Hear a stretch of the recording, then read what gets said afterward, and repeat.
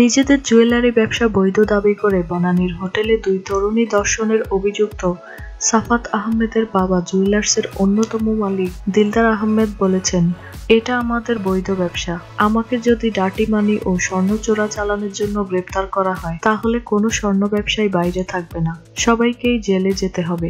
শুক্রবার শুল্ক গোয়েন্দা কার্যালয় থেকে বের হওয়ার সময় সাংবাদিকদের কাছে এই সমস্ত কথা বলেন তিনি।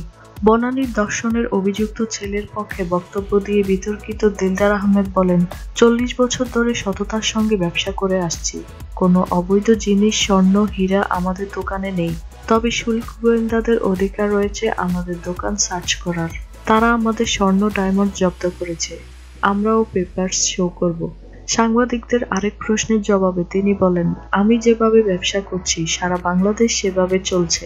এরপরেও যদি আমার স্বর্ণের দোকান বন্ধ করা হয় তবে সারা দেশের সকল দোকান বন্ধ করে দিতে হবে।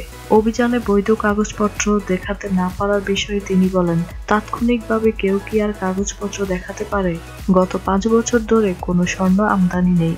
একটা ব্যবসা চললে তার নীতিমালা থাকা উচিত, কিন্তু বাংলাদেশে আমরা কোনো নীতিমালা আজ পর্যন্ত তৈরি করতে পারিনি। আমরাও আইনজীবীদের সঙ্গে কথা বলেছি, কথা হয়েছে জুয়েলারি সমিতির সঙ্গেও। সবার সঙ্গে কথা বলে আমরা পরবর্তী পদক্ষেপ নেব। সম্প্রতি বনানী হোটেলে দুই তরুণী ধর্ষণের অভিযোগে দিলদার আহমেদ ছেলে সহ 5 জনের বিরুদ্ধে মামলা করা হয়েছে। এরপর ছেলের পক্ষে সাফাই গাইতে গিয়েই বিতর্কে জড়িয়ে পড়েন আপন জুয়েলার্সের এই মালিক। এই ঘটনার পর গত 14 মে রাজধানীতে আপন জুয়েলার্সের সবকটি শাখায় অভিযান চালায় শুল্ক গোয়েন্দা কর্তৃপক্ষ।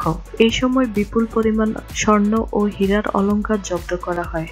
তবে এসব অলংকারের বৈধ কাগজপত্র দেখাতে পারেনি আপন জুয়েলার্সের কর্তৃপক্ষ।